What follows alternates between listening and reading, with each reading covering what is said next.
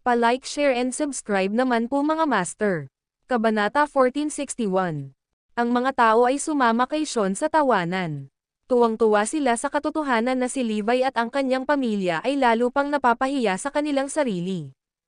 Ang seremonya ng pag-iisa ay ang pinaka-eksklusibong kaganapan sa Erodia. Maging si Albus ay walang singil na kanselahin ang seremonya ayon sa gusto niya. Kakailanganin niyang makakuha ng nagkakaisang boto kasama ang iba pang 3 pinuno upang matuloy ang pagkansela. To think na kayang diktahan ni Levi ang kanyang mga kapritsyo sa pamamagitan ng isang tawag sa telepono. Anong delusional idiot, ang kanyang pamilya ay dapat na nahihiya sa paggawa ng isang katatawanan, nobela. Sige, ituloy natin lahat. Ngumisi si Sean. Hindi nagtagal, napuno ang reception ng mga bisitang nagpapalitan ng kanilang mga imbitasyon para sa pagpasok.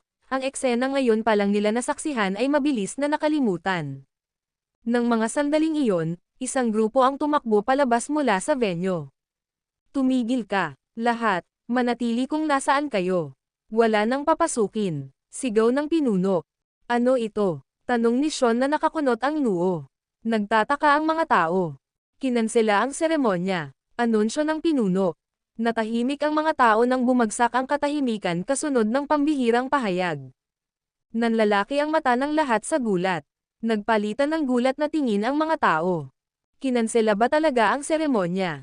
Nagawa ni Levi na sundin ang kanyang banta sa isang tawag lang sa telepono. Malapit nang magwala sina Sean at Logan. Totoo ba yan? Hindi ka panipaniwala. Sabihin mo ulit. Hindi makapaniwalang tanong ni Melanie at Jenny. Sabi ko cancelled na ang ceremony. Ganyan ka ba kakapal? Personal na iniutos ni Albus ang pagkansela. Walang ibang pinapasok. Si Sean at ang kanyang mga tauhan ay nagulat. Hindi sila makapaniwala na nakansela ang seremonya. Hindi nagkataon na ang mahiwagang tawag ni Levi sa telepono ay nauna sa pagkansela. Naroon na sina Albus at Thierry sa paghihintay sa seremonya. Paano makansela ang seremonya ng ganoon na walang ibang mangyayari? Ilang minuto lang din ang lumipas matapos ang tawag ni Levi. Biglang nagsimulang mag-isip ang mga tao sa kanyang impluwensya sa seremonya. Nagpalitan ng nakakatakot na tingin sina Sean at Logan. Iisa lang ang nasa isip nila sa sandaling iyon, baka si Levi na naman ang sumakop sa tuktok. Iyon lang ang paliwanag. Bilang siya ay ganap na nakabawi, ang kanyang katayuan ay dapat na mayroon din. Ang kanyang titulo bilang Diyos ng digmaan ay hindi sapat para maangkin niya ang kapangyarihan sa 4 na dakilang pamilya. Kahit na ipapakita nila ang paggalang sa Diyos ng digmaan bilang isang kagandahang loob, tiyak na mas mataas sila sa pagtanggap ng mga utos mula sa kanya. Maliban kung ang katayuan ni Levi ay nalampasan ang katayuan ng Diyos ng digmaan. Anong uri ng banal na nilalang ang may gumawa ng gayong mga gawa?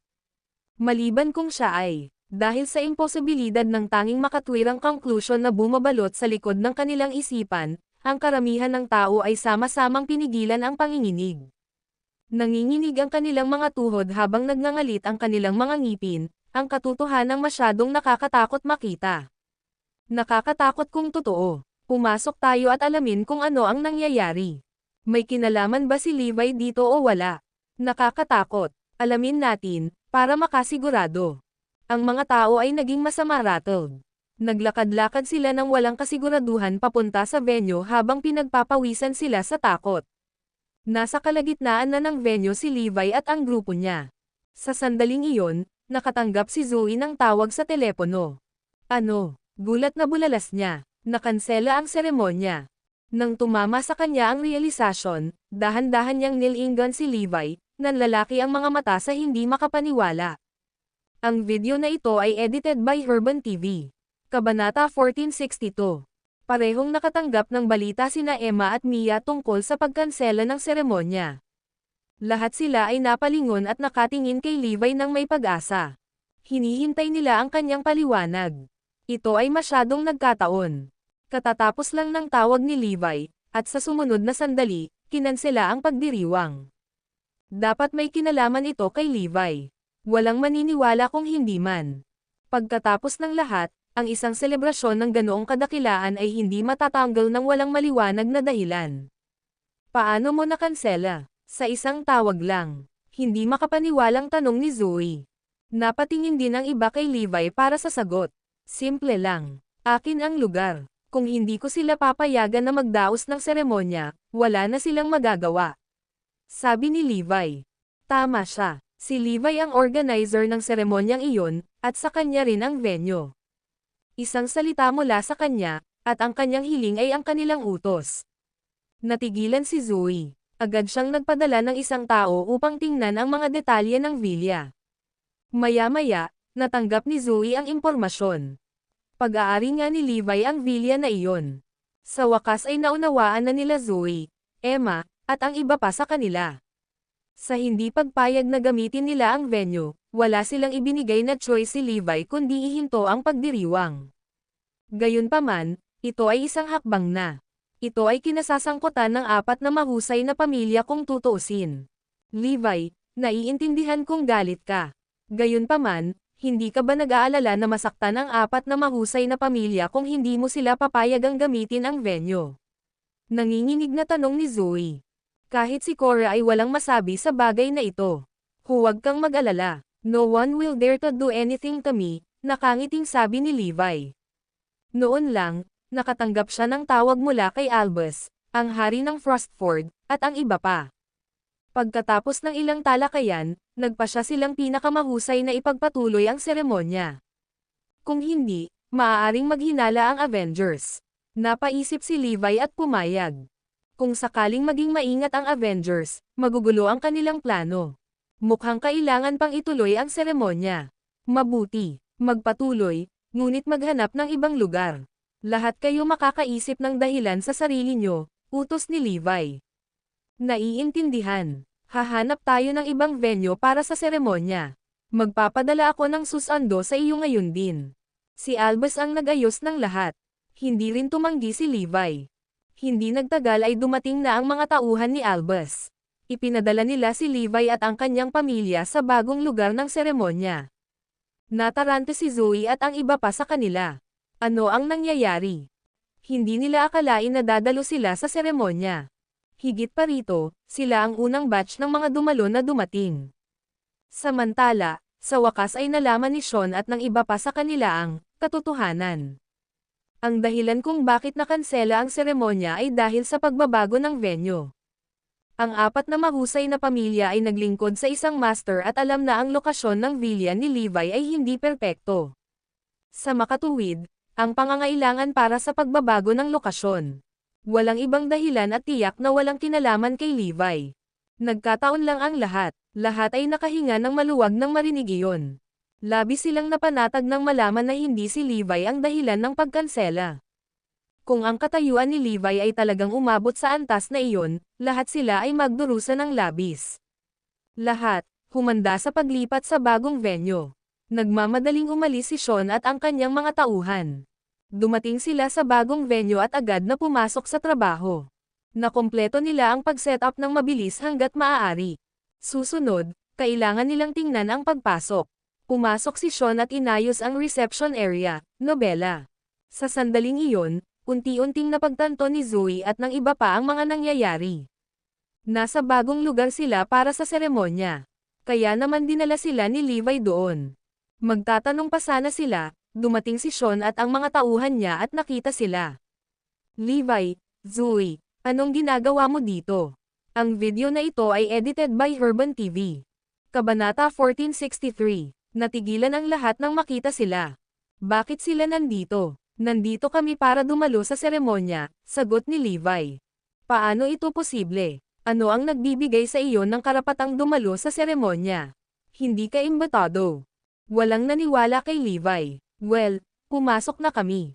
Bakit kailangan namin ng anumang imbitasyon? Umupo si Levi na may kalmadong ekspresyon. Kalokohan. Hindi ka karapat-dapat na dumalo sa seremonyang ito. Galit na saway ni Sean. Lalo lang lumalim ang ngiti ni Levi. I can decide if the ceremony goes on or not. Ano sa tingin mo hindi ako makakadalo? Paalisan mo sila dito. Sigaw ni Jenny bigla. Maya-maya, dumating ang ilang guard. Anong nangyayari dito? Pumasok sila nang walang imbitasyon. Sabi ni Sean sabay turo kay Zoe at sa iba pa. Dahil walang pakialam si Cora sa bagay na iyon, nagpasya siyang ilabas lahat. Ano? Wala na ba kayong respeto sa four great families? Ang lahat ng mga bantay ay nagngangalit. Tinitigan nila ng mga punyal si Levi at ang iba pa sa kanila. Nagsimulang magpanik si Zoe. Sa paligid ni Cora, walang mangyayari sa kanila. Gayunpaman, kung sila ay itinapon, ito ay nakakahiya. Ngayong mayroon silang for Livia, at nasa hustong gulang na siya para maunawaan ang mga bagay-bagay, ayaw ni Zoe na makitang napapahiya rin ang kanyang anak. Gusto niyang gumawa ng inisyatiba at umalis sa kanilang kasunduan sa halip na itapon. Mas mabuti para sa lahat sa ganoong paraan. Gusto kong umupo dito. Anong gagawin mo? Pang-aasar ni Levi habang nakaakbay kay Forlivia.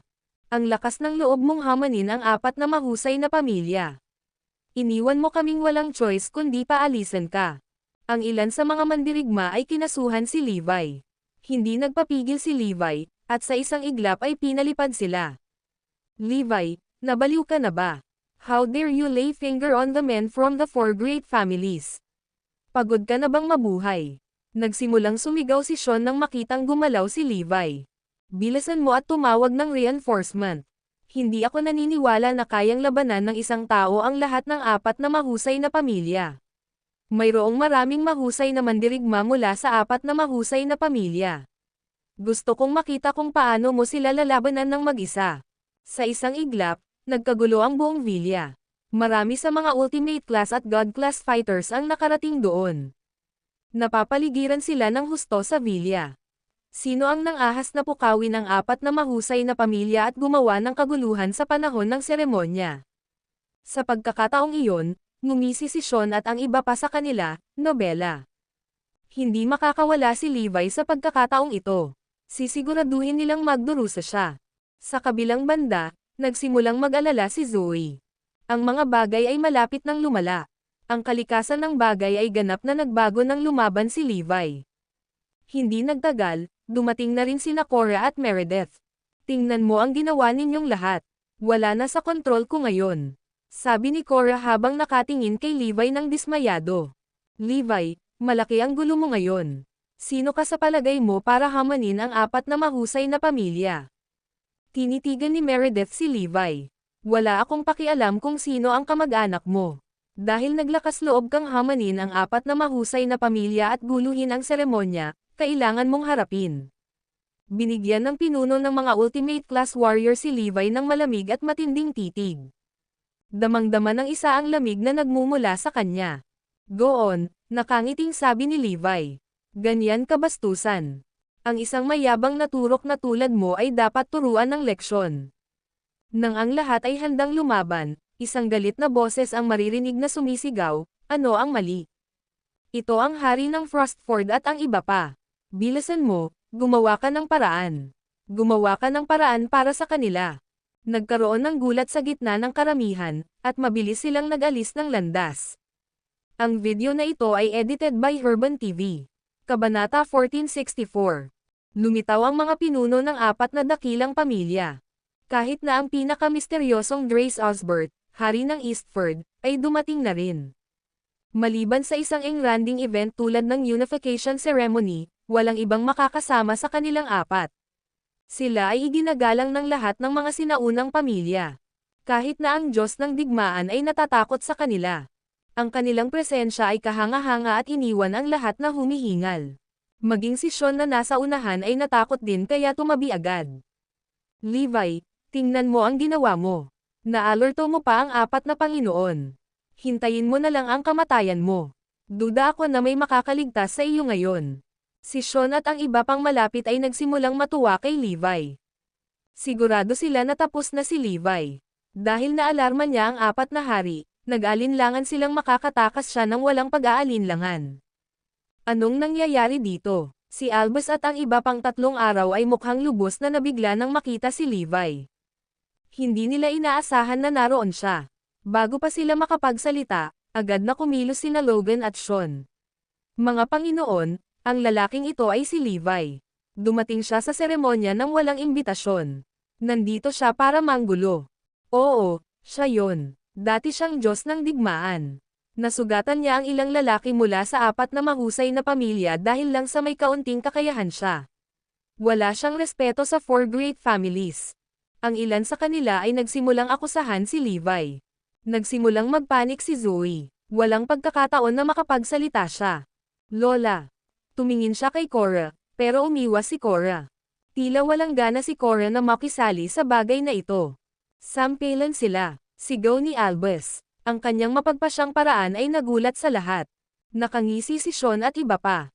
Nasa malaking problema si Levi. Inutusan siya ni Albus na sampalan siya. Tingnan natin kung maglakas loob pang gumanti si Levi ngayon. Anumang reaksyon mula sa kanya ay titingnan bilang isang hamon laban sa 4 na dakilang pamilya. Kaya naman, walang magagawa si Levi kundi tanggapin ang parusa. Lalong nag-alala si Zoe at ang iba pa sa kanila. Isang bagay na nakakahiya ang masampal sa harap ng napakaraming tao. Not to mention na masasaktan din si Levi. Si Sean at ang iba ay sabik na makitang nangyayari ito. Sa utos ni Albus, isang ultimate class warrior ang pumunta sa harapan. Isang bagzo ng hangin ang hamampad sa lugar. Ang bawat tao'y likas na umatras ng isang hakbang. Ang sampal ng isang ultimate class warrior ay nagdulot ng marahas na bagzo ng hangin. Sampal, sampal, sampal, sampal. Umalangaw-ngaw sa buong lugar ang matatalas at malulutong na tunog ng 4 na sampal. Lahat ay natakot, napapikit pa si Zoe at ang iba pa sa kanila. Malakas ang mga sampal para iwan ang mukha sa madugong gulo. Sa sumunod na sandali, napuno ng matinding pag-iyak ang Vilya. Iminulat ng lahat ang kanilang mga mata at nagulat nang makita ang eksenang nasa harapan nila. Nakahiga sa lupa sina Sean, Logan, Jenny, at Melanie, hawak ang dagwang mukha nila at napaungol sa sakit. Bawat isa sa kanila ay nakatanggap ng isang sampal, at ito ay halos magbuwis ng kanilang buhay. Lumingon sila at nakita si Levi na nakaupo pa rin. That very moment, napatulala ang lahat. Ano ang nangyayari? Hindi ba dapat si Levi ang sampal? Bakit si Sean at ang iba pa sa kanila ang pinaparusahan? Nagkamali ba sila? Ito. Hindi ito makatuwiran. Agad na napalingon ang lahat kay Albus at sa 3 pang araw. Lahat sila ay nagtataka tungkol dito. Ano ang nangyayari? Si Sean at ang mga nasampalan ang pinakanatarante sa lahat. Maging si Cora ay naghihintay ng kanilang paliwanag. Bakit sinaktan nila ang kanyang apo at apo? Albus, maling tao ba ang nataman mo? Si Levi ang nanggugulo dito. Bakit mo sinasaktan ang sarili mong tao? Ang video na ito ay edited by Herban TV. Kabanata 1465. Napalingon ang lahat kay Albus. Magaling. Matagal nang natapos ang mga sampal. Sabi ni Thierry. Nakita namin si Levi na naglalakad papasok ng Vilya. Kahit wala siyang invitation, fit pa rin siya dito. Sabi ni Caden Valerius, hari ng Southford. Tumanggaw naman ang 3 pa. Nagulat ang lahat sa narinig. Aware silang 4 sa pagdating ni Levi. So, ito sila. Hindi pa natitig ni Dre si Levi noon, at mukhang nagulat siya. Bakit? Tulad ng iba, gusto ni Meredith na malaman kung bakit si Levi na naroon.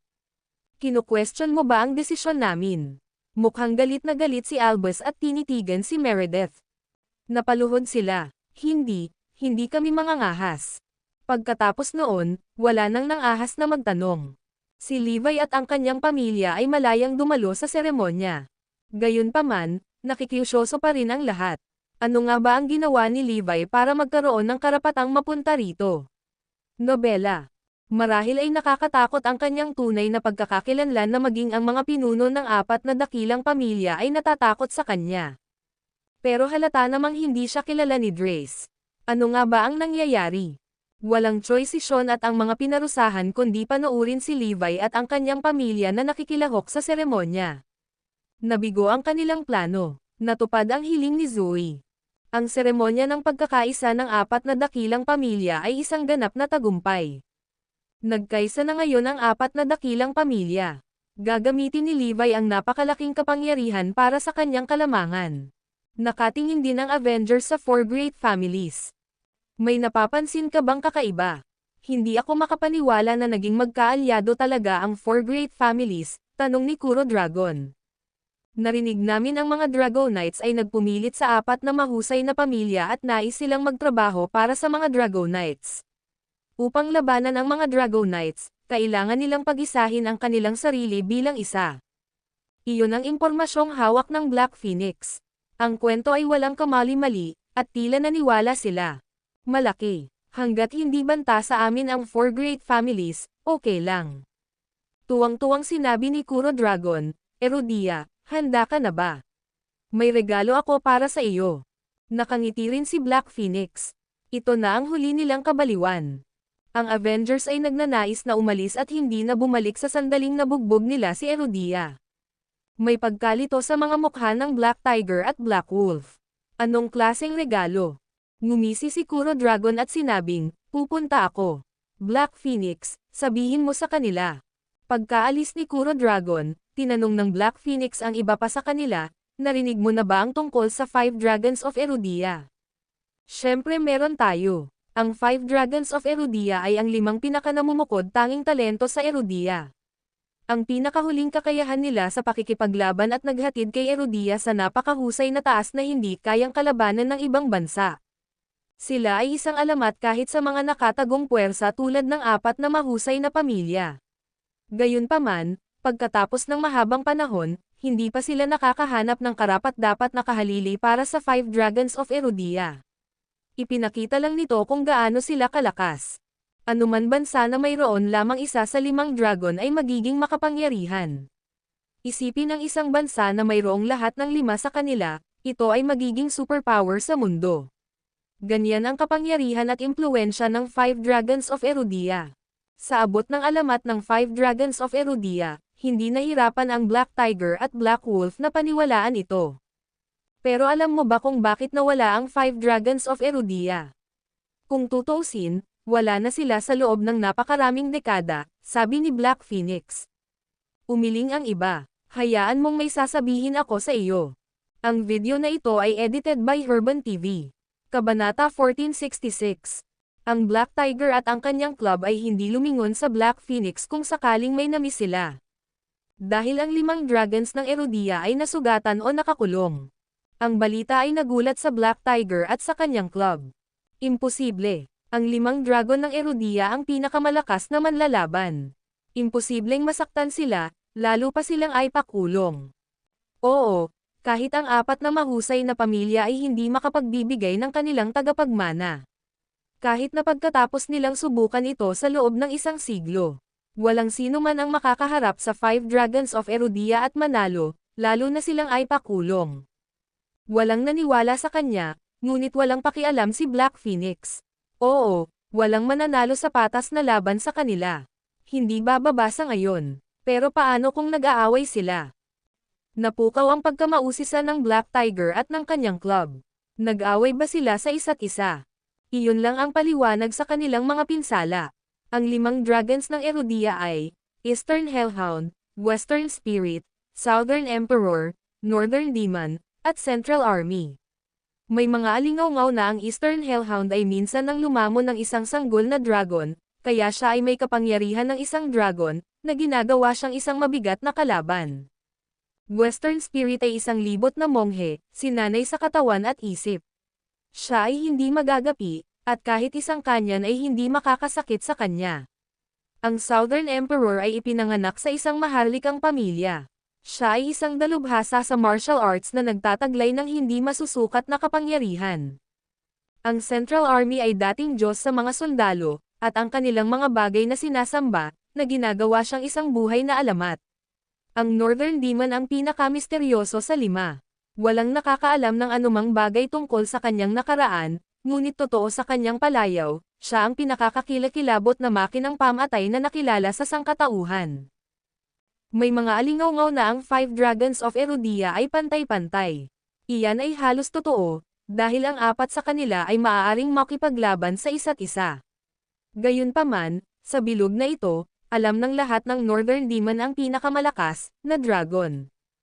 Tahimik na nakikinig si Black Tiger at ang kanyang team sa paliwanag ni Black Phoenix. Tinatawag sila ng mga tao na 5 dragons ng Erudia, ngunit hindi sila eksaktong mga kasamahan sa club.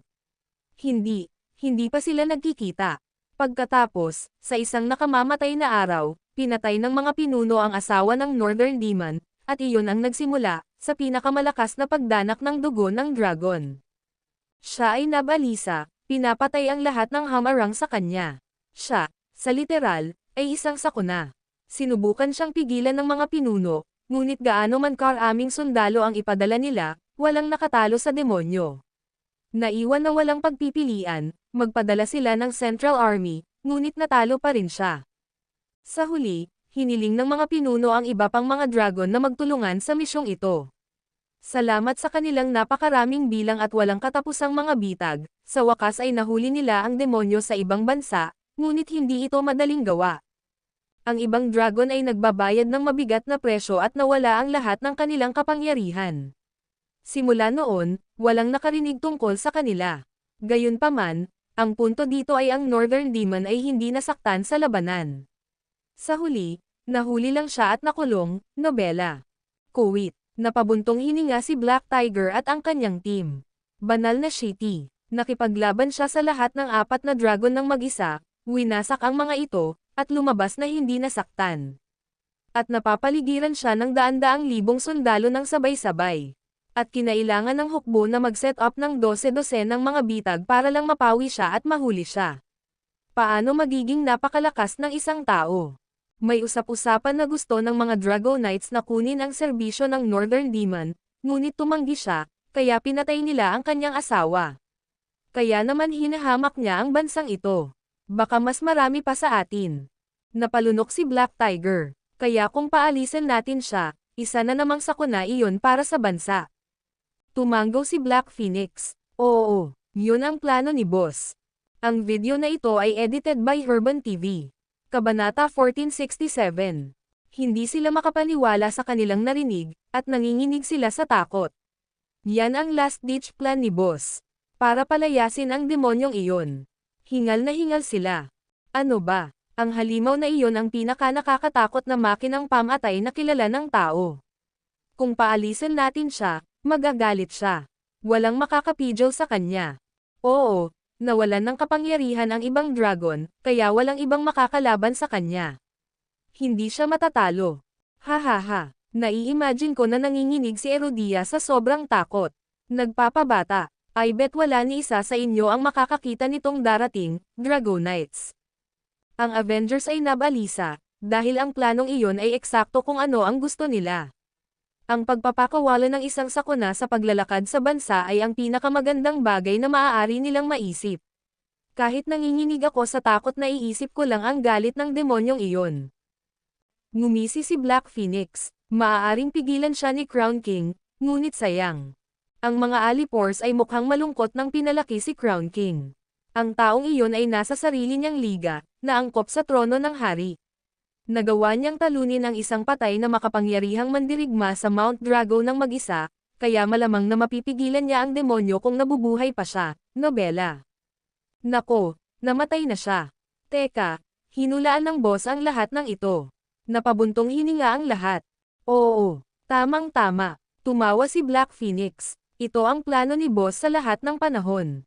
Una, inalis niya ang Crown King at pinahina ang bansa. Pagkatapos ay ilalabas niya ang demonyo sa kanila, ngunit ngayon ay wala nang magagawa. Itigil ang Rumble. Si Erudia ay magiging walang magawa laban sa kalamidad na ito. Ngunit Deputy, ang Northern Demon ay nakakulong na, at sa palagay ko ay hindi siya papakawalan ng mga pinuno ng Erudian anumang oras sa lalong madaling panahon. Ang bawat isa ay may parehong tanong. Inubos ng bansa ang mga sumusunod upang mahuli siya, kaya walang paraan na ilalabas nila ng ganoon kadali. Nakikita ko. Sa palagay ko dapat kong sabihin sa iyo na ang Northern Demon ay hindi nakakulong sa anumang kulungan ng Erudian. Nataranta ang mga Alipores. Paliwanag ni Black Phoenix. Una, halos imposibleng patayin siya, dahil sa lakas niya. At pangalawa, baka makalabas siya sa kulungan kung pinanatili siya ng mga pinuno dito. Nag-alala ang lahat tungkol dyan, kaya nakakulong ngayon ang demonyo sa pinaka-nakakatakot na bilangguan sa Bayview, ang Demon's Dungeon. Yung nag-chart ng zero breakouts. Nagulat si Black Tiger. Oo, ang Demon's Dungeon ay isang palaisipan. Dito matatagpuan ang pinakamalaking at masasamang kriminal ng Bayview at ng mundo. Kapag ang isang kriminal ay nakulong doon, gugulin nila ang natitirang bahagi ng kanilang buhay sa piitan. Ito ay isang maximum security na bilangguan, at ito ay nagtala ng zero breakouts sa nakalipas na 300 taon. So sa madaling salita, iyon ang pinakamahusay na taya ng mga pinuno ng Erudian. Kapag nakukulong na ang demonyo, hindi na siya lalabas, hindi ba? Tumanggo si Black Phoenix, ngunit ngayon ay napagkasundoan na ng amo ang pamunuan ng kulungan, kaya pinalabas na nila ang demonyo ngayon. Para sa isang mabigat na presyo, syempre. Lahat ay hindi makapaniwala, pero walang breakouts ever since its inception. Ano ang ginawa ni boss para pumayag sila dito? Ngumisi si Black Phoenix, ganyan lang ang trabaho ng amo. Kaya niyang gawin ang imposible. Pinulot ng amo ang demonyo habang nagsasalita kami, kaya kailangan lang naming gawin ay maghintay. Si Erudia ay manginig sa takot sa lalong madaling panahon. Hindi na makapaghintay ang Avengers na makita iyon. Sa lalong madaling panahon, ang hilagang demonyo ay magalit, na nagdadala ng kamatayan at pagkawasak saan man siya pumunta. Ang video na ito ay edited by Herban TV. Kabanata 1468. Ang pinakamalalim, pinakahilagang bahagi ng karagatan ng Bayview ay walang hanggan na nagyelo, at sa mga nagyelo na lupaing ito ay nakatayo ang isang ipinagbabawal na lugar na wala sa mapa sa anumang mapa, nobela. Walang seafarer ang maglalakas loob na makipagsapalaran sa mga bahaging ito ng karagatan, kahit na iyon ang huli nilang ginawa, dahil sa pinakahilagang bahagi ng karagatan ng Bayview ay nakatayo ang pinakamatibay nitong bilangguan. Nagkakahalaga ito ng 100 bilyon at 1 siglo upang may tayo, ngunit sulit ito, dahil sa kalaunan ay naging pinakamatibay na bilangguan sa Bayview. Ito ay itinayo sa malayo sa dagat, sa taas na 1,000 metro sa ibaba ng antas ng dagat. Ito ay napakalaki, mahigpit na nakasara, at ginawa mula sa pinakamatigas na halwang metal sa mundo, na ginagawa itong hindi masisira. Ang antas ng seguridad nito ay 10, at 100,000 armadong unit ang nagpatrolya sa buong taon. Ang bilangguan ay nilagyan din ng mga pinaka-advanced na armas sa mundo, at mayroon pang sasakyang panghimpapawid sa itaas ng bilangguan. Mula nang itayo itong 3 siglo na ang nakalilipas, walang nakatakas na nakakulong. Ang bawat isang bilangguan dito ay kinatatakutan sa buong Bayview, at ang ilan ay sa buong mundo. Ang mga bilanggo ay niranggo din sa kulungang ito. Ang mga bilanggo sa S-rango ay karaniwang mga takas sa buong mundo, ang mga bilanggo na may ranggo ng SS ay karaniwang banta sa mundo, habang ang mga bilanggo na may ranggo ng SSS ay naglalakad, humihinga ng mga sakuna. Ang mga bilanggo na may ranggo sa SSS ay ang pinakamataas na ranggo ng mga bilanggo sa mga bilangguan ng bawat bansa, kung saan ang bansa ay may pinakamaraming 1 o 2. Gayunpaman, ang Demon's Dungeon ay nagtataglay ng 100 bilanggo na may ranggo sa SSS. Siyempre, iyon ang pinaka-nakakatakot na bilangguan sa paligid ng Bayview, ngunit hindi lang iyon. Ito ay maaaring hindi ka panipaniwala, ngunit ang Demon's Dungeon ay mayroong isang SSSS rank na preso. Talagang lalaki ang presong iyon, na hindi dapat pinangalanan. Ang Demon's Dungeon ay tinawag ding 18 Levels of Hell. Sa madaling salita, nahati ito sa 18 palapag. Habang mas malalim ang sahig, mas nakakatakot ang mga preso doon.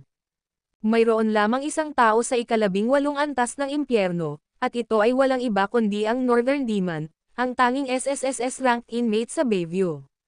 Siya ay kinilala bilang hari ng kadiliman ng lahat ng mga bilanggo sa ranggo ng SSS, at opisyal na kinilala ng mga warden bilang pinakamalakas na individual na nakita nila sa nakalipas na 3 siglo.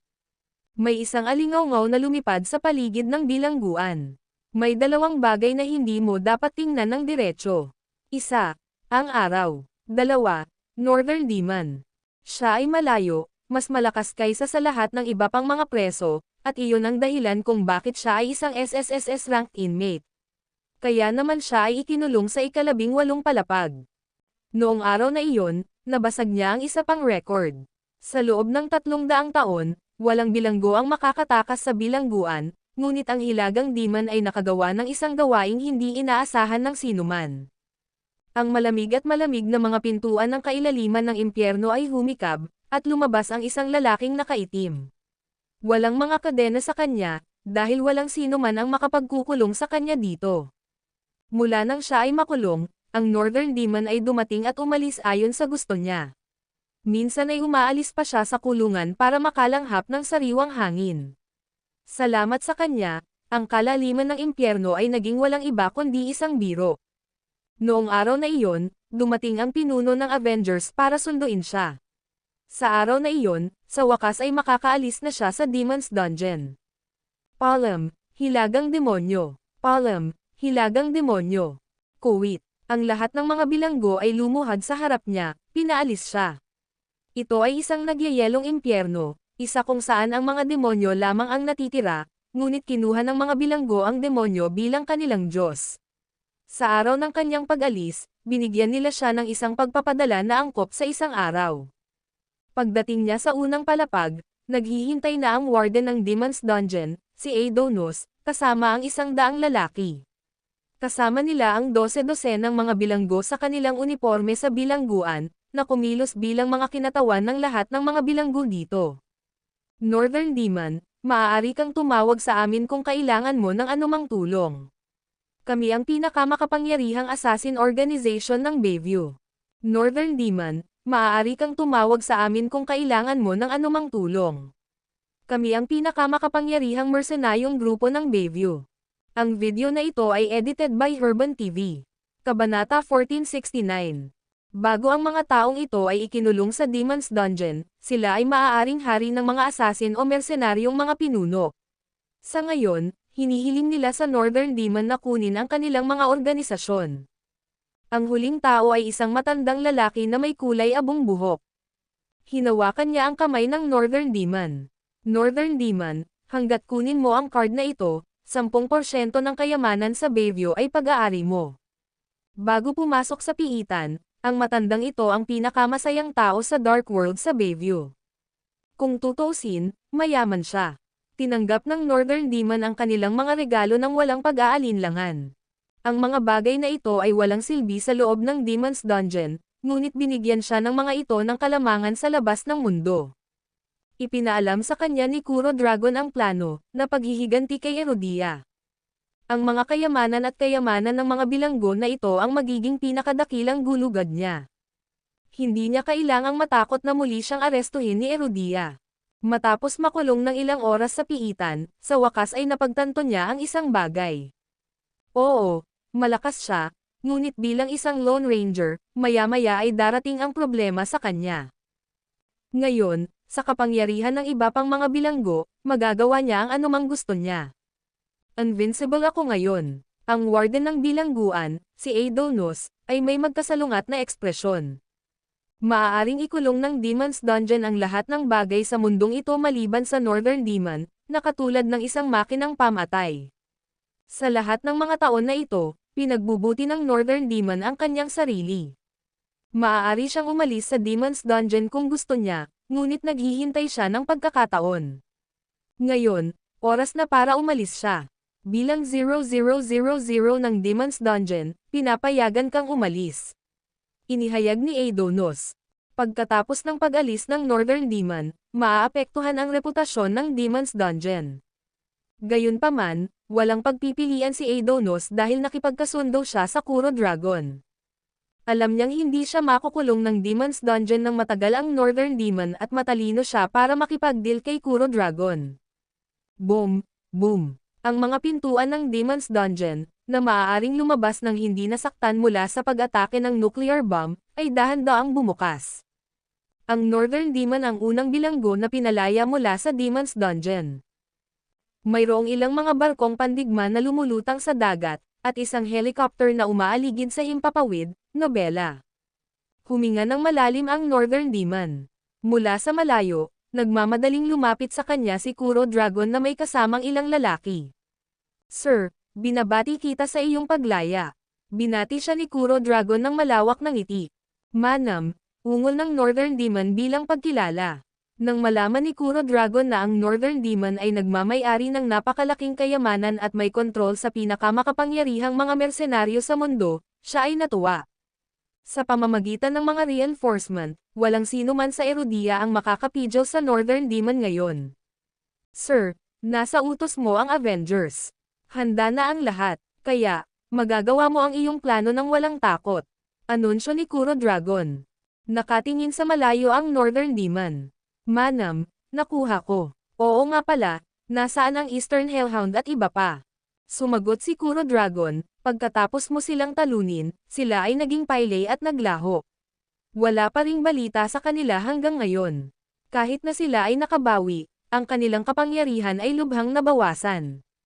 Ikan-away ng Northern Demon ang kanyang kamay. Bale kahit bumalik sila sa prime nila. Hindi ako natatakot sa kanila.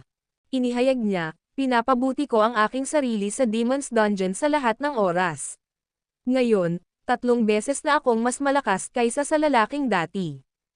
Hindi makapaniwala si Kuro Dragon at iba pang mga lalaki. Tanghali, kinailangan ng 4 sa 5 dragons ng Erudia para makuha ang Northern Demon. Kung ngayon ay 3 beses na siyang mas malakas kaysa sa lalaking dati, walang makakapidyo sa kanya. Tumawa si Kuro Dragon. Ito ay mas mahusay kaysa sa naisip ko. Ang video na ito ay edited by Herban TV. Kabanata 1470. Hindi ito bahagi ng aking plano. Malinaw, ang swerte ay nasa aking panig. Noong una, gusto lang ni Kuro Dragon na gamitin ang kanyang natitirang lakas para gumawa ng gulo para kay Erudia. Mula sa hitsura ng mga bagay ngayon, ang gulo ay haantong sa pagkawasak ng mga Dragonites. Pagkatapos ng lahat, walang makakapidyo sa Northern Demon ngayon. Gayunpaman, kailangan nating mag-ingat. Paano kung mayroong isang makapangyarihang mandirigma sa mga Dragonites? Halimbawa, ang bagong inaugurasyon na Crown King. Paalala ni Kuro Dragon sa kanya. The Northern Demon just scoffed, hindi sila kalaban para sa akin. Walang sino man sa Erudia ang makakatalo sa akin. Tinutuya niya ang buong bansa. Siyempre, may sapat siyang kakayahan na gawin iyon. Sabi sa kanya ni Kuro Dragon, Sir, nakapag-ayos na po ako. Simula ngayon, kailangan mong sundin ang plano ko. Ginagarantiya ko na babayaran ni Erudia ang halaga para sa pagkakasala sa atin. Biglang dama po ang nagyayelong tingin ng Northern Demon kay Kuro Dragon. Nasa ilalim sila ng dagat, kaya nagyayellow na, simula pa lang. Gayunpaman, naramdaman ni Kuro Dragon ang mabilis na pagbaba ng temperatura sa kanyang paligid na para bang siya ay lumulubog sa walang katapusang dagat. Alam ko ang iniisip mo. May balak kang gamitin ako para talunin si Erudia. Inihayag ang hilagang demonyo. Oo, gusto kong maghayganti sa kanila, pero hindi ako nakikinig sa utos. Papatayin ko ang sino mang mag-utos. Sa paligid ko. Ang masamang babala ng Northern Demon ay nagbigay kay Kuro Dragon ng panginginig. Masyado siyang malakas. Ang mandirigma sa likod ni Kuro Dragon ay nakasuot ng Black Lion Mask. Isa siya sa 5 mandirigma sa Avengers. Binaril ang Northern Demon ng masamang tingin, nagbabala siya, pakiramdam ang tono mo. Siya ang pinuno ng Avengers. Sino ka sa tingin mo? Nobela. Karamihan sa mga miyembro ng Avengers ay hindi kilala ang Northern Demon at naisip na ang kanyang kasabihan ay hindi tumutugma sa kanyang kasikatan. Kaya naman, marami sa kanila ang tumangging yumukod sa kanya. Isa sa kanila ang Black Lion. Kanina pa siya nagpipigil sa inis. Tumanggi kang yumuko sa akin. Dama po sa kanya ang tingin ng Northern Demon. Hindi ko paninindigan ito. Galit na anunsyo ni Black Lion. Boom! Nang walang babala, ang mga mata ng hilagang demonyo ay naging malamig sa galit. Sa isang simple ngunit nakakakilabot na pag-wave ng kanyang kamay, hinailan niya si Black Lion papunta sa kanya. Malakas ang Black Lion, ngunit hindi niya napigilan ang sarili na makakalagkad. Ang lakas ay parang black hole na hinihigop ang buong pagkatao niya. Sabay-sabay, umiyak ang Black Lion sa matinding paghihirap. Sari-saring butas ang lumitaw sa kanyang katawan habang ang kanyang dugo ay tumalsik kung saan-saan. Unti-unting naglaho ang kanyang laman, na inilantad ang mga buto sa ilalim. Patay na ang Black Lion, naiwan lamang ang kanyang mga buto, damit, at maskara. Ito ay isang nakababahalang tanawin. Ang Avengers ay ganap na natigilan ng masaksihan ang nakakapanghinayang pagpatay. Nagulat din si Kuro Dragon nang masaksihan ang kapangyarihan ng Northern Demon sa totoong buhay. Ang Black Lion ay isa sa mga 5 makapangyarihang mandirigma sa Avengers, ngunit wala siyang pagkakataong ipagtanggol ang sarili sa harap ng Northern Demon. Ang kanyang kahabag-habag na kalagayan ay naging dahilan ng pagyuko nilang lahat sa takot. Wala sa kanila ang nangahas na salubungin ang tingin ng Northern Demon. Matapos ang ginawa niya sa Black Lion, humanga sila sa kanyang kakayahan. Ang Northern Demon ay talagang isang malakas na kalaban na hindi nila kayang masaktan. Sino pa bang gustong magpahayag ng ganap? Deklara ng Northern Demon habang inililibot niya ang kanyang tingin sa karamihan. Walang sino mang naruroon ang bumigkas ng isang salita ng kaganapan. Agad na sumagot si Kuro Dragon, "Sir, I apologize for my earlier mistake. Handa akong maging tapat na sundin mo at makinig sa bawat utos mo." "Oo, gagawin mo iyan." Kasabay nito, ang Northern Demon ay sumakay sa barkong pandigma. Nakahinga ng maluwag ang iba. "Ha, tamang-tama," masayang deklara ni Kuro Dragon. Ang video na ito ay edited by Urban TV. Kabanata 1471. Kung mas malakas ang Northern Demon, mas magiging walang kapangyarihan si Erudia. Sa halip na dumiretso sa Erudia, ang Northern Demon ay nagtungo sa ibang rehiyon sa Bayview. Ang kanyang plano ay pagsamahin ang lahat ng mga ibinigay sa kanya ng mga bilanggo sa Demon's Dungeon. Ang Northern Demon ay sapat na matalino upang mapagtanto ang Avengers ay hindi sapat na mapagkakatiwalaan, kaya't hindi niya kayang gawin ang mga bagay sa kanyang sarili. Ang tanging paraan upang magkaroon ng kapayapaan ng isip ay ang kontrolin ang lahat ng kanyang sarili. Matapos mapalaya ang Northern Demon mula sa bilangguan, nawala siya sa hangin. Sa loob ng ilang panahon pagkatapos noon, isang mapayapang sandali ang dumating sa wakas kay Erudia. Habang inilihim ng Demon's Dungeon at ng Avengers ang pagpapalaya ng Northern Demon, si Erudia at ang buong mundo ay itinago sa kadiliman. Samantala, nagsusumikap pa rin si Levi para imbestigahan ang Avengers. Matapos makipagsanib puwersa sa kanya ang apat na mahusay na pamilya, ang mga bagay ay nagsimulang kumilos ng mabilis. Wala bang balita tungkol sa The Avengers pinakabagong nobela? Natagpuan ni Levi na kakaiba dahil ang Avengers ay pinananatiling mababa ang profile. Pagkatapos patayin ang Crown King, dapat silang gumawa ng karagdagang aksyon upang salakayin si Erudia. Ang kanilang katahimikan ay nagpapabagabag sa kanya. Sagot ni West Skylord, "Wala sa ngayon. Nagtatago sila, kaya sa tingin ko ay may iba silang binabalak." Minasahe ni Levi ang kanyang mga templo. Kapayapaan bago ang bagyo, ha? Siguradong malaki ang pinaplano nila. Kung tama ako, tatakas sila, at ito ang kanilang huling panatikong plano. Tumango si West Skylord. Oo, binigyan sila ni Prince William ng 18 isla at isang piraso ng lupa. Dapat ay pinaplano nila ang kanilang pagtakas mula kay Erudia. Tama iyan. Bago sila makatakas, gagawa sila ng malaking bagay para mapalayan si Erudia para maging matagumpay ang kanilang pagtakas. Lahat ay seryosong nakatingin kay Levi. "Guro, ano ang kanilang huling plano?" "Sa tingin ko ay sasalakayin nila si Erudia, hindi nagpipigil." "Oo, tinarget ka nila dati para magbigay ng suntok kay Erudia. This time, sisirain na nila tayo." Ipinahayag nila ang kanilang pagsang-ayon sa mga salita ni Levi. Isang malamig na kislap ang sumilay sa mga mata ni Levi. Ibig sabihin, nasa panganib si Erudia. Hindi na kami pwedeng umupo nang walang ginagawa. Oras na para lumaban tayo. "Master, kalahati lang ng miyembro ng Avengers ang nalaman namin. Hindi nga natin alam kung sino ang pinuno nila. If we take action recklessly, they might get alerted," pahayag ng kanyang opinyon. "Huli na. Kapag kumilos na ang Avengers, malaking pagtatalo ang mararanasan natin. I relay mo ang order ko. Maghanda para sa labanan. Dapat hilingin ng apat na mahusay na pamilya sa kanilang pinakamalakas na mandirigma na naka-standby." Sa mismong gabing iyon, tinipon ni Levi ang lahat ng puwersang magagawa niya para hintayin ang huling pag-atake ng Avengers. Gayunpaman, hindi niya maalis ang pagkabalisa sa kanyang puso, dahil hindi niya alam kung ano ang kanilang plano. Dahil ito na ang kanilang huling pag-atake, alam niyang malaki ang gagawin nila.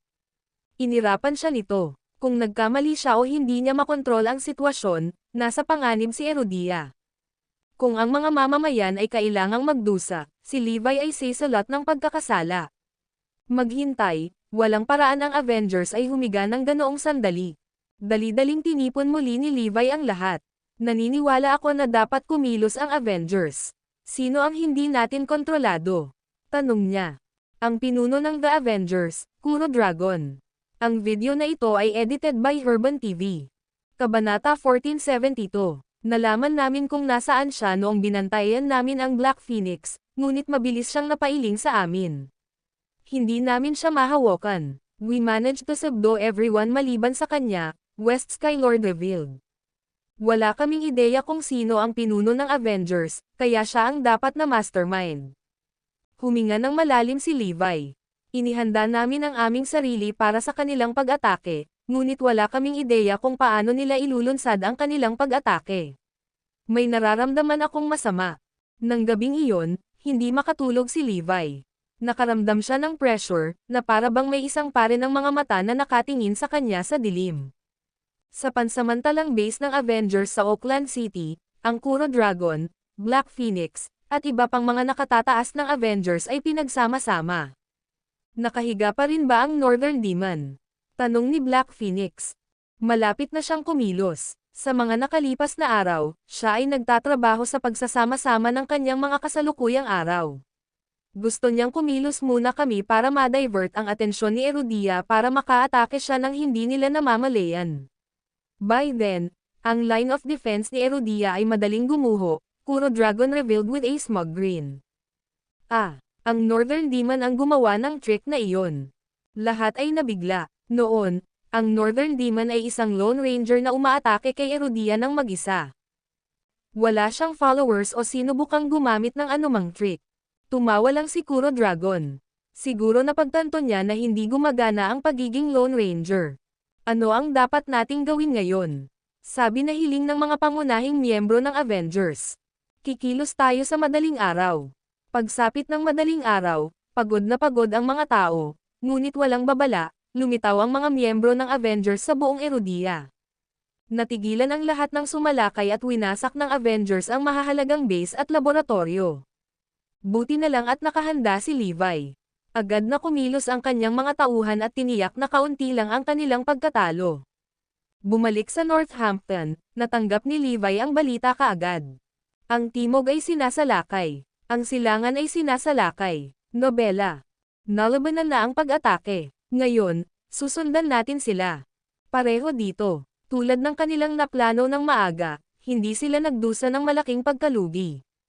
Ito ay isang mabungang araw para kay Levi at sa kanyang mga tauhan, ngunit ang The Avengers ay dumanas ng matinding pagkatalo sa buong araw.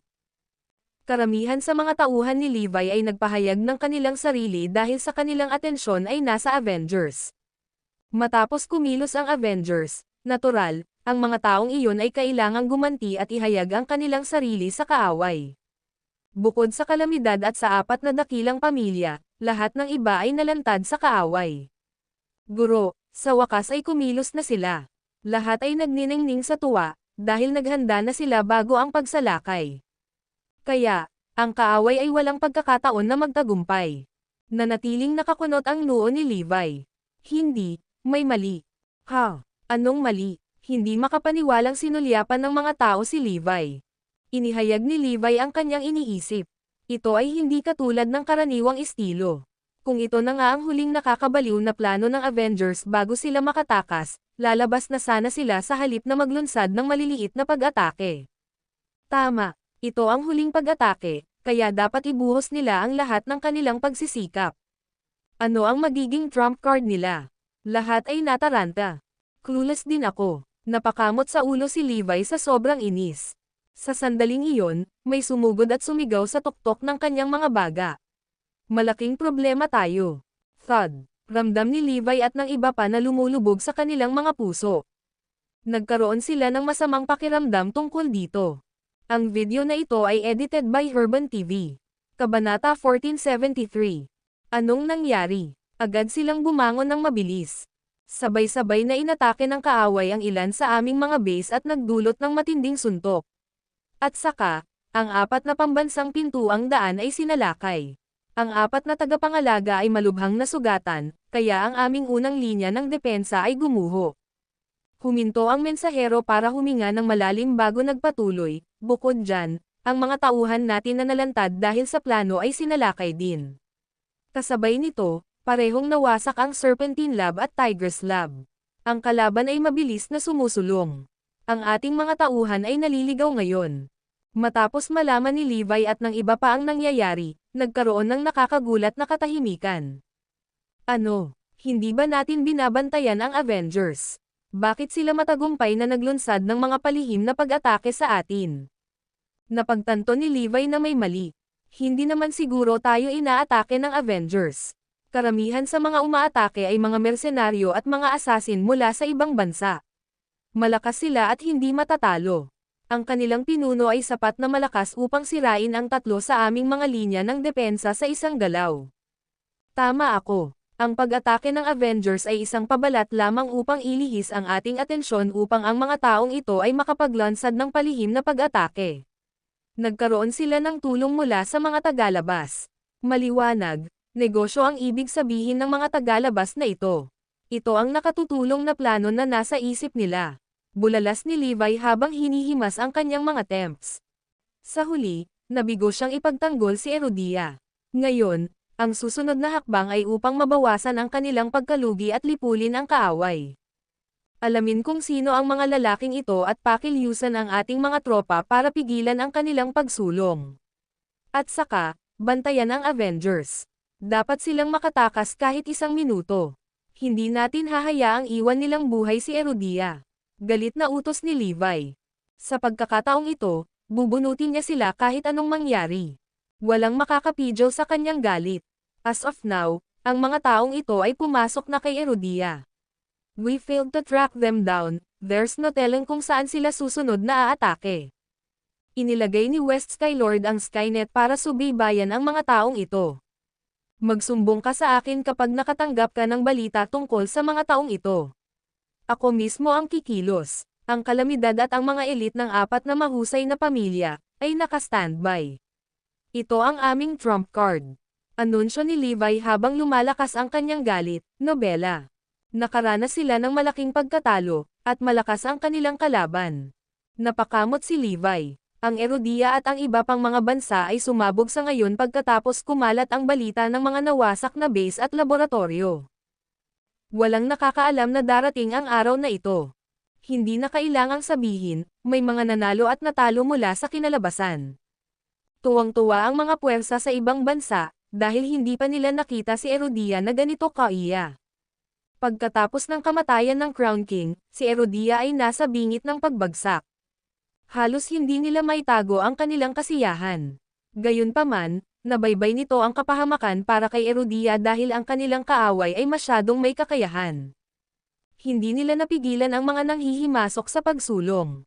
Matapos masugatan ng mga nanghihimasok ang apat na tagapangalaga, sumulong sila sa Erudia nang walang pag-aalinlangan. Walang nakakaalam kung ano ang susunod nilang gagawin. Ang masama pa nito, hindi nila alam kung sino ang mga nanghihimasok. Inubos ng mga Dragonites ang lahat ng kanilang mga pagsisiyasat at pagsusumikap upang mag-imbestiga ngunit sa huli ay wala silang mahanap. Ang lahat ay kinakain ng gulat ngayon. Ang hindi kilala ay nagtanim ng takot sa kanila. Sa sandaling iyon, isang video ang nabunyag sa publiko ng biglaan. Ito ay isang simpleng anunsyo na ginawa ng Northern Demon. Erudia, ako, ang Northern Demon, ay bumalik na. Ang video na ito ay edited by Herban TV. Kabanata 1474. Ang Northern Demon ay isang dayuhan at sinaunang pangalan sa lahat. Tanging ang apat na dakilang pamilya na matagal nang nag-iisa ang nakakaalam kung sino iyon. Ang Northern Demon ay isa sa 5 dragons ng Erudia. Ang 5 dragons of Erudia ay nag-iisang mandirigma sa paligid, at ang Northern Demon ang pinakamalakas sa kanila. Tanghali, ang iba pang 4 sa 5 dragons ng Erudia ay kailangang magsama-sama ng mga puwersa para supilan siya. Siyempre, mayroon din silang tulong ng iba pang mga bitag at ilang daang libong tropa. Sa totoo lang, madaling talunin ng Northern Demon silang 4. Ang 5 Dragons of Erudia ay hindi magagapi, ngunit ang Northern Demon ay mas malakas kaysa sa 4 na pinagsama-sama. Malinaw, siya ay nakakatakot na may kakayahan. Gaya nga ng iminungkahing pangalan niya, isa siyang demonyo sa anyo ng tao. Ang kanyang presensya ay haantong lamang sa pagkawasak. Nang lumitaw muli ang Northern Demon sa mata ng publiko, hindi maitago ng mga nakatagong puwersa sa Erodia, sa mga Dragonites, at iba pa ang kanilang takot. Agad na binalot ng takot ang kanilang mga puso. Alam ng mga nakaranas ng nangyari noon kung gaano kalakas ang Northern Demon.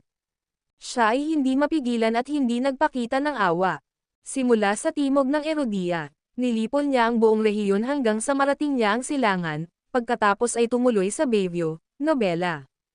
Walang makakapidyo sa kanya. Siya ang epitome ng kalamidad. Kinailangan sila ng maraming pagsisikap upang mahuli siya, ngunit huli nilang napagtanto na walang bilangguan sa Erodia ang makapagkukulong sa kanya. Sa huli, kailangan nilang ipadala siya sa Demon's Dungeon, sa pag-aakalang mananatili siyang nakakulong doon magpakailanman. Talaga bang nakatakas siya sa Demon's Dungeon? Nakumpirma namin na ang Northern Demon ay talagang umalis sa Demon's Dungeon kanina. Ang lahat ng nangyari sa nakalipas na 2 araw ay bahagi ng kanyang plano. Iniulat ng mga Dragonites. Namula ang lahat sa takot habang iniisip kung sino ang makakasupol sa demonyong ito na nagkatawang tao. Pagkatapos ng lahat, ang iba pang 4 sa 5 dragons ng Erodia ay napunta sa pag-iisa pagkatapos na pailay sa labanan. Dahil hindi sila makalabas para lumaban, gamitin ito na walang makakapigil sa Northern Demon. Ngayon, bumalik ang Northern Demon kasama ang kanyang entourage ng mga bihasang mandirigma. Nakipag-ugnayan din siya sa Avengers, kaya halos imposibleng talunin siya ngayon. Ito na ba ang katapusan ng Erodia? Masyado siyang malakas. Sino ang may sapat na kakayahan para pigilan siya? Biglang tumahimik ang lahat ng may pumasok na lalaki sa kanilang isipan, si Levi Garrison. Ang labanan sa Mount Drago ay matagumpay na nagtulak sa kanya sa pagiging bituin. Parang si Levi lang ang makakalaban sa Northern Demon. Kahit na ang tagumpay ni Levi ay napakahusay, walang sino man ang nagtitiwala na siya ay maaaring manalo para sa Northern Demon ay masyadong masama. Sa palagay ko dapat nating tanungin ang iba pang 4 sa 5 dragons ng Erodia para sa kanilang mga ideya dahil nakatalo sila sa Northern Demon noon. Oo, mukhang magandang ideya iyon. Sila ang mas nakakakilala sa Northern Demon. Kaya, ipinadala ng mga Dragonites ang kanilang mga tauhan upang hanapin ang iba pang 4 sa 5 dragon ng Erodia. Nang mailabas ang video ng Northern Demon, nataranto noong una ang publiko. Unti-unting kumalat na parang apoy ang balita ng mga nakaraang gawa ng Northern Demon.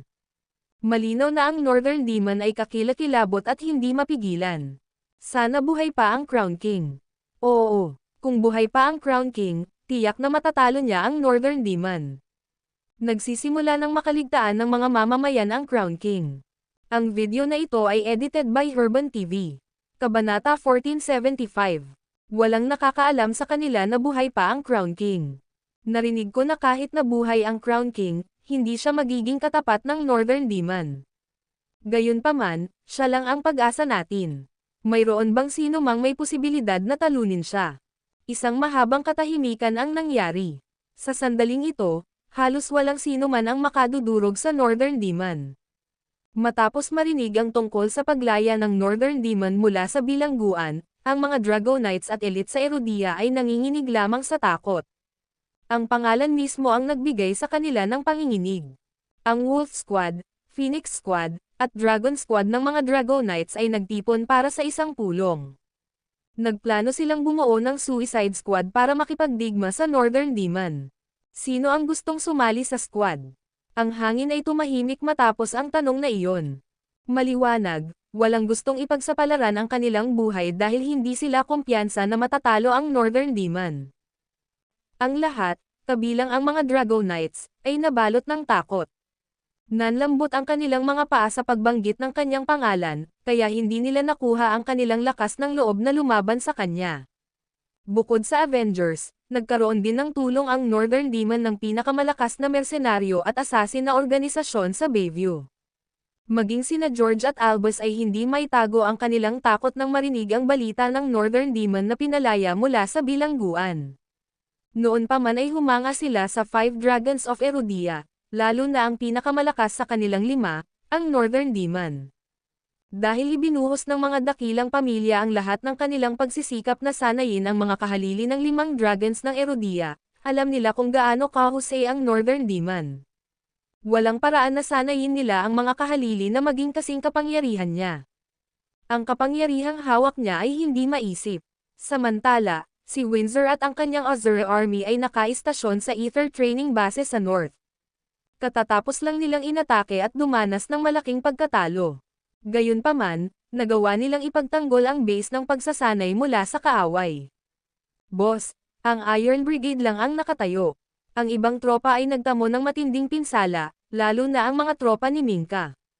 Iniuulat ni Zar ang mga kondisyon ng iba pang mga base ng pagsasanay kay Windsor. Lahat, manatili ka dyan. Huwag mo akong ipahiya, deklara ni Windsor. Dahil ang Ether ay nasa mapanlinlang na lupain, maaari nilang ipagtanggol ang kanilang sarili sa ngayon.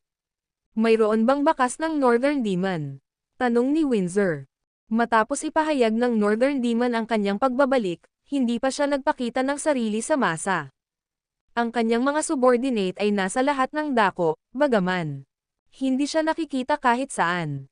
May naghula na lalabas siya sa Oakland City sa halip na pumunta sa North, deklara ni Bolgan. Sana may gumawa ng paraan para durugan ang Northern Demon. Demonyo siya, samantalang kami ay ordinaryong tao lang. Hindi tayo tugma sa kanya. Kahit na bahagi si Windsor ng Great Family of Frostford, napuno siya ng lagi sa pagbanggit ng Northern Demon, nobela. Boom! Biglang bumagsak sa hangin ang nakakabinging dagandong, dahilan para makatakas ang mga hayop sa takot. Isang nakakatakot na lamig ang bumalot sa hangin habang ang lahat ay nagpapalpitate at humihingal ng hindi komportable. Sabay-sabay na nilamon ng iba't ibang epekto ng emosyon.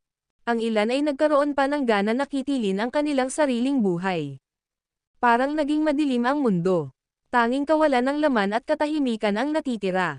Ito ay isang nakapanlulumo at hindi matiis na sensasyon, dahil pakiramdam nila ay nahugot ang pinakamalalim na takot sa kanilang mga puso. And nandito na ang Northern Demon. Nasa North siya. Ang video na ito ay edited by Herban TV. Kabanata 1476. Ang pagdating ng hilagang demonyo ay yumanig sa lupa, na naging mga durog na bato.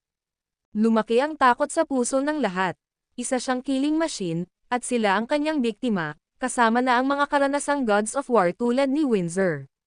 Sa harap ni Ether, isang itim na figure ang humakbang ng dahan-dahan na may maraming tao na nakasunod sa kanya. Iyon ay ang Northern Demon, nobela. Boom! Halos mawala ito ni Windsor nang makita niya ang nag-iisang figure. Nasa North siya. Bakit wala siya sa Oakland City? Walang nakakuha ng tama. Shit, napahamak na tayo. Ang Northern Demon ay hindi maglulunsad ng kanyang pag-atake sa Oakland City. Bilang miyembro ng dakilang pamilya, alam ni Windsor kung gaano kakilakilabot ang kapangyarihan ng Northern Demon. Gayunpaman, ang kanyang mga nasasakupan ay ignorante at walang takot. Boss, gagawin namin ang lahat para ipagtanggol si Ether. Pagkatapos nating manalo, malalaman tayo ng mundo. Oo. Ang lahat ay mamamangha sa atin habang ipinagtatanggol natin ang Ether mula sa hilagang demonyo. Ang Azure Trio ay nawala sa kanilang pag-iisip. Sabay dumilim ang mukha ni Windsor. Ipagtanggol. Hindi iyon ang pangunahing punto ngayon. Ang buong Azure Army ay maaaring mapuksa. Gayunpaman, hindi tayo maaaring umatras. Hindi ako pwedeng sumuko. Azure Army. Tumahol siya. Oo. Tugon ng mga sundalo. Ipagtatanggol natin ang ating teritoryo anuman ang mangyayari. Utos niya. Mayroon kaming kalamangan sa kanila, kaya hindi madaling masira ang aming linya ng depensa. Isang bakas ng kalupitan ang sumilay sa mukha ni Windsor. Sa sumunod na segundo, sunod-sunod na bulas ang narinig mula sa tropa. Nasaan na siya? Nawala siya sa manipis na hangin. Nagmamadali ang lahat para tingnan kung ano ang nangyayari. Ang Northern Demon, na nag-iisang naglalakad sa unahan, ay wala na sa paningin. Katatapos lang niyang mawala sa mga mata ng lahat. O hindi, sigaw ni Windsor. The next thing he knew, isang makamandag na tingin ang dumapo sa kanya. Tumulo ang pawis sa kanyang noo at agad na tumulo sa kanyang mukha. Ang Northern Demon ay kasama natin. Habang umaalingaw-ngaw sa likuran niya ang mga panaghoy ng dalamhati, lumingon siya upang makita ang Azure Army na gumuho. Malinaw na madaling nasira ng Northern Demon ang kanilang depensa, na nilinis ang landas para sa kanilang mga tao na magmarcha papasok. Tara na, pagkakataon na nating patunayan ang sarili natin. Mabilis na nag-react ang Azure Trio at naunahan sila. Kabog, kabog, kabog. Sabay-sabay, tatlong bangkay ang pinalipad. Ni hindi nila kinaya kahit isang hampas ng Northern Demon. Nanlalaki ang mga mata ni Windsor. Hindi natin maamin ang pagkatalo. Kailangan nating ipagtanggol ang North. Ha, clueless idiot. Kaya mo bang ipagtanggol ang North? Lumitaw ang Northern Demon sa harap ni Windsor at binigyan siya ng suntok. Agad, umubo si Windsor ng isang subo ng dugo at pinalipad pabalik. Ito ba ang Diyos ng digmaan?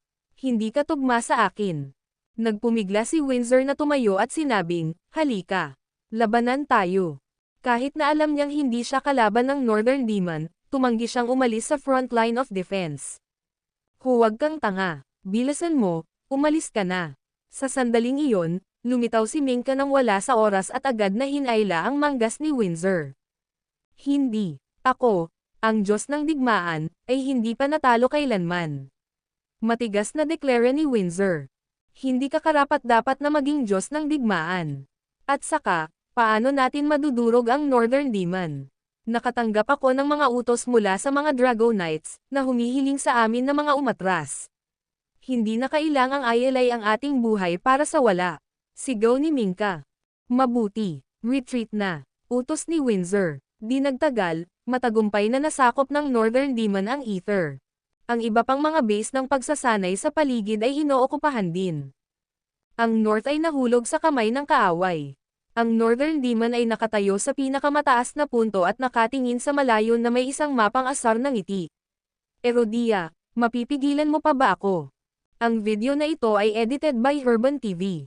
Kabanata 1477.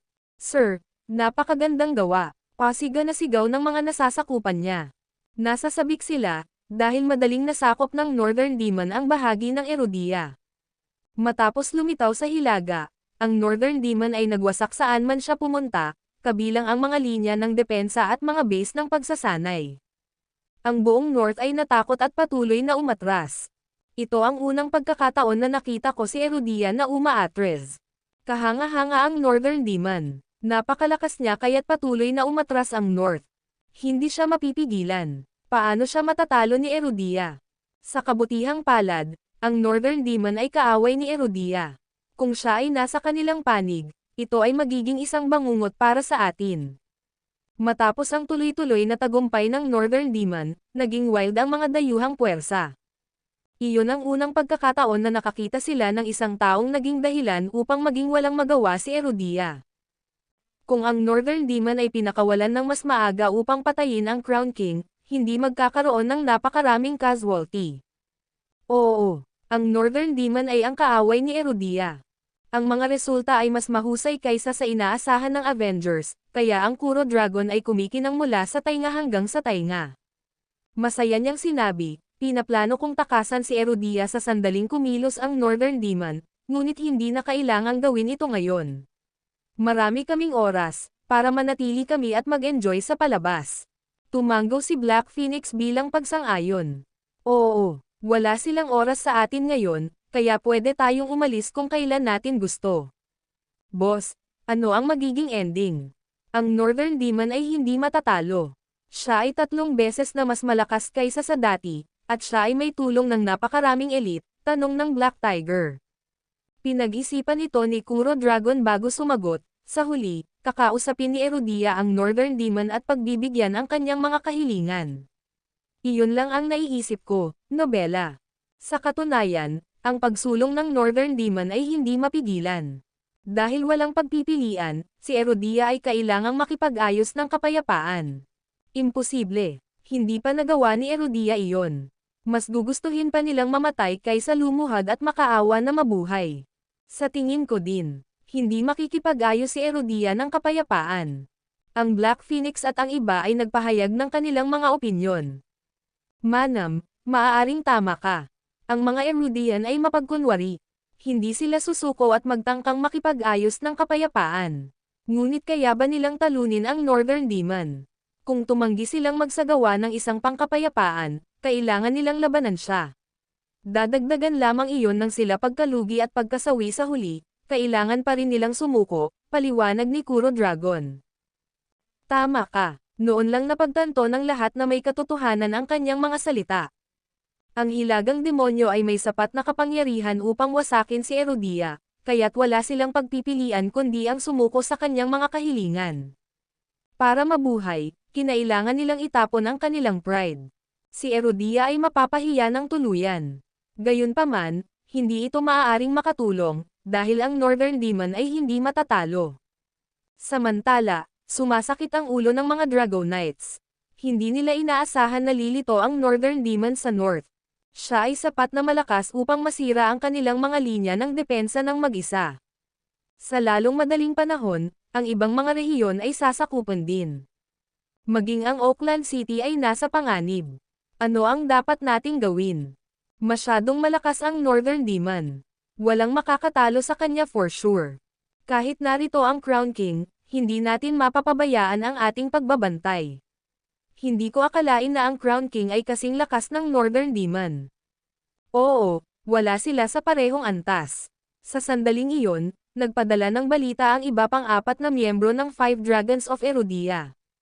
Ang video na ito ay edited by Herban TV. Kabanata 1478. May plano silang durugan ang Northern Demon. Isa itong magandang balita para sa mga Drago Knights at Erudia. Nasa pinakasimpleng panahon sila, ngunit dumating ang tulong sa kanila ng hindi inaasahan. Hindi kaya nagbabalik ang 5 Dragons of Erudia? Nagbabalik ba ang Eastern Hellhound at ang iba pa? Halatang excited ang lahat. Hindi sila sapat para pumunta sa labanan. Pagkatapos, maaaring tulungan tayo ng kanilang mga alagad. May kakayahan ba silang mga alagad? Ang Eastern Hellhound at ang 3 pa ay nagsabing itinuro nila sa 4 na disipulo ang lahat ng kanilang nalalaman. Kinailangan sila ng ilang dekada upang sanayin ang mga alagad. Sa nakalipas na ilang dekada, pinag-aaralan nila ang mga galaw at kakayahan ng Northern Demon. Kinailangan sila ng maraming pagsisikap para makabuo ng fusion attack para talunin ang Northern Demon. Ngayon, kabisado na ng 4 na disipulo ang fusion attack. Ang mensahero ay nagtapos. Ang Eastern Hellhound at ang iba pang 3 ay nag-claim na ang Northern Demon ay hindi katugma sa kanilang 4 na disipulo.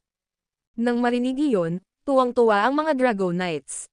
Magandang balita iyan. Lumalabas na ang Eastern Hellhound at ang iba pang 3 ay may backup na plano at sinanay ang kanilang mga kahalili para kay Erudia, may pahayag ng kanyang paghanga sa kanila. Oo, nakakamangha. Hindi ako makapaniwala na gumawa sila ng fusion attack para talunin ang Northern Demon. Ang lahat ay sigurado na ang tagumpay ay darating sa kanilang paraan. Darating ang 4 na disipulo mamayang gabi para makipaglaban sa Northern Demon. Upang madagdagan ang aming mga posibilidad na manalo, nagpasya kaming mag-set up ng Suicide Squad sa pamamagitan ng pagtitipon ng aming mga elite upang sumali sa kanila sa larangan ng digmaan. Ang lahat ng mga nakatagong puwersa ay kailangang magpadala ng kanilang mga kinatawan upang sumali sa amin. Sigurado kaming dudurugin ng mga disipulo at ng Suicide Squad ang Northern Demon. Inihayag ng mga Drago Knights. Ang mga Drago Knights ay nakabuo ng isang masusing plano.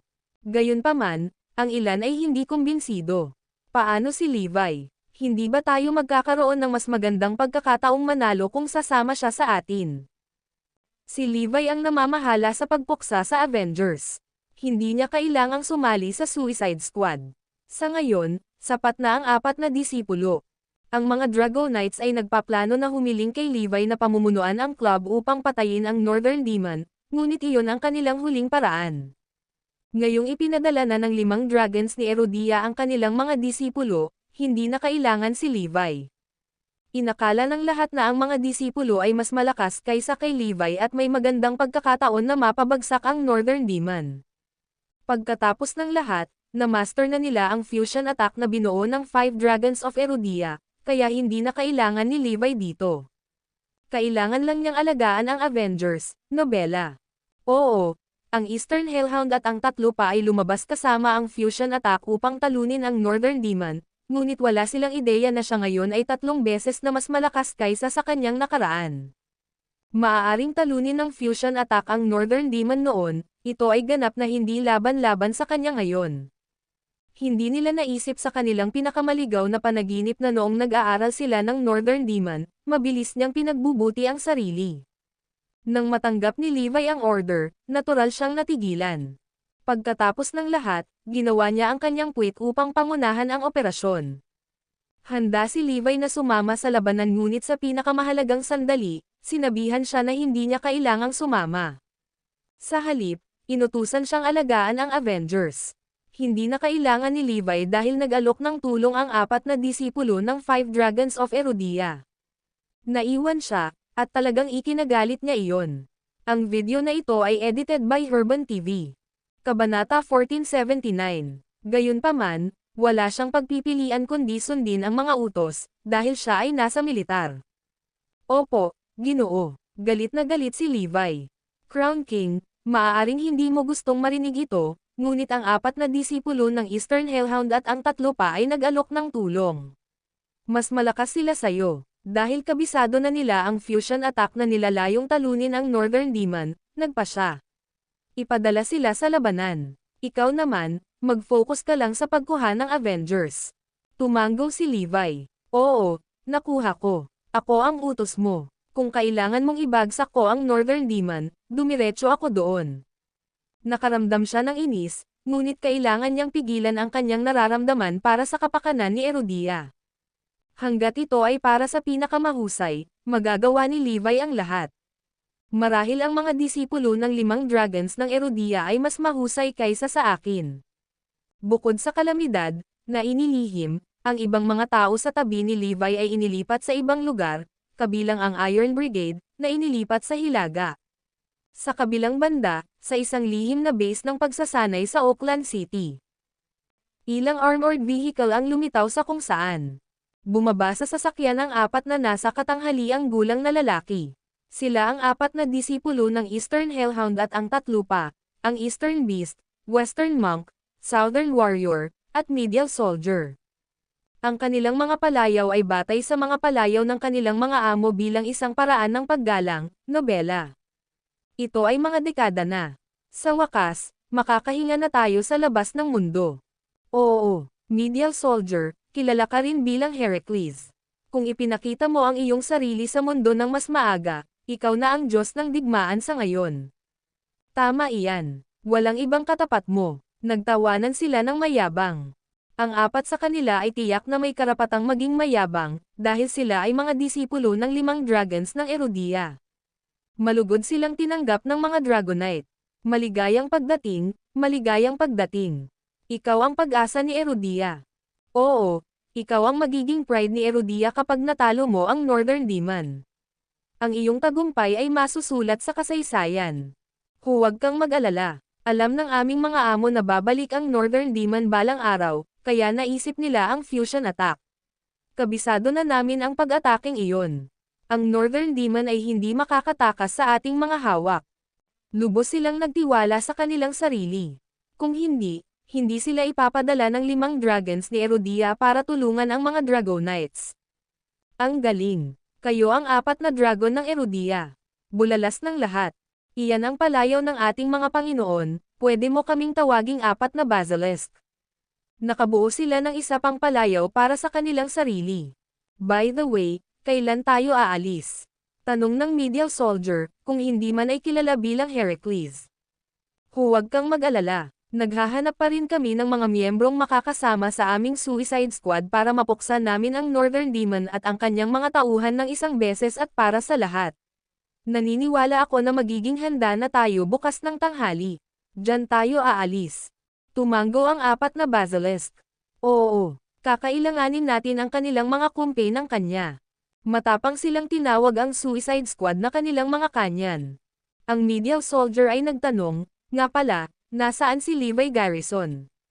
Siya ang unang Diyos ng digmaan. Nabalitaan ko na mas malakas siya kay Windsor. Pinili siya ng Central Army dahil siya ang pinakamalakas sa milyon-milyong sundalo sa Erudia, ngunit pagkatapos noon, nanatili siya sa pag-iisa sa loob ng ilang dekada.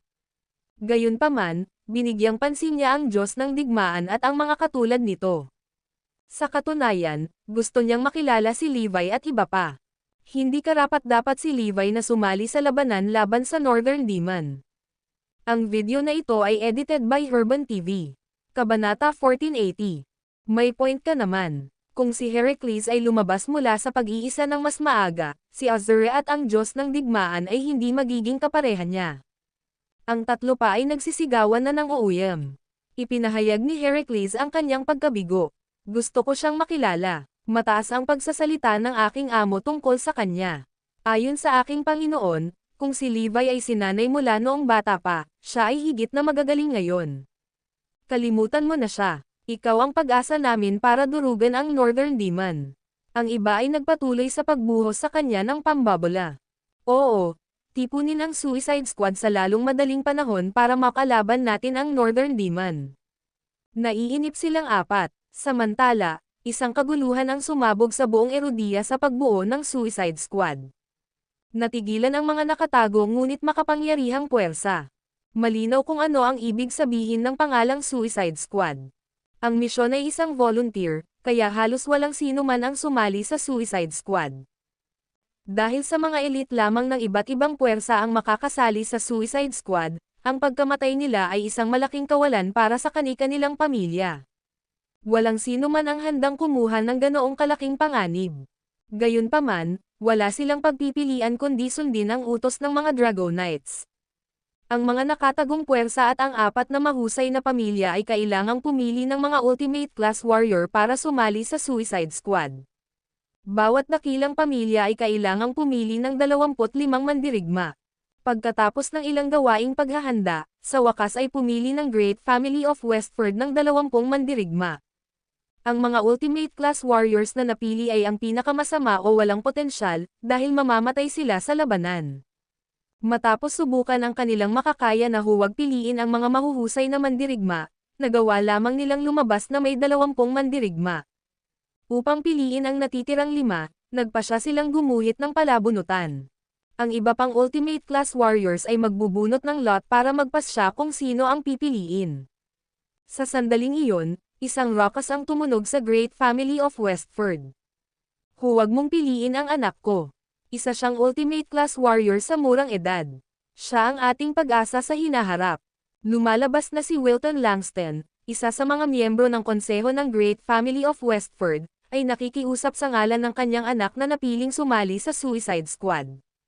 Si Wilton ang iyong kapatid ni Thierry Langston. Ang kanyang anak ay isang henyo, na nireranggo sa 3 mandirigma sa mga nakababatang henerasyon ng Great Family of Westford. Siyempre hindi niya kakayanin na makita ang kanyang anak na itinaya ang kanyang buhay. Nakalulungkot, wala siyang magawa, dahil napili ang pangalan ng kanyang anak. Ginoo, Wilton Langston, gusto mo bang alisin ang iyong anak sa listahan ng Suicide Squad? Si Meredith at ang iba ay pumunta sa kanya at nagtanong. May idea ka ba? Naningkit ang mga mata ni Wilton. Tumanggaw si Meredith at ang kanyang barkada. Oo, ginagawa namin. Hinimok ni Wilton, sabihin mo sa akin ngayon. Kung gumana ang plano mo, may utang na loob ako sa iyo. Maaari kang lumapit sa akin para humingi ng tulong. Mukhang apurado talaga siya, kaya natuwa si Meredith at iba pa. Hinihintay nilang marinig ang mga salitang ito. Bilang bahagi ng Great Family of Westford, nagkaroon sila ng suporta ni Cora. Gayunpaman, nais nilang tumaas sa mga ranggo. Sa suporta ni Wilton, tiyak na magiging mas makapangyarihan sila. Oo, hilingin sa ibang tao na pumunta sa kahalili ng iyong anak. Nakangiting anunsyo ni Harry. Pero sabi ni Thierry hindi mapapalitan ng ibang tao ang mga napili. Sabi ni Wilton. Ngumiti si Meredith at iba pa. Maaaring palitan ng lalaking ito ang iyong anak, walang problema. Sino ito? Levi Garrison. Isa siyang Ultimate Class Warrior at sumali sa Suicide Squad, nobela. Mariing tumanggaw si Wilton nang marinig ang paliwanag nila.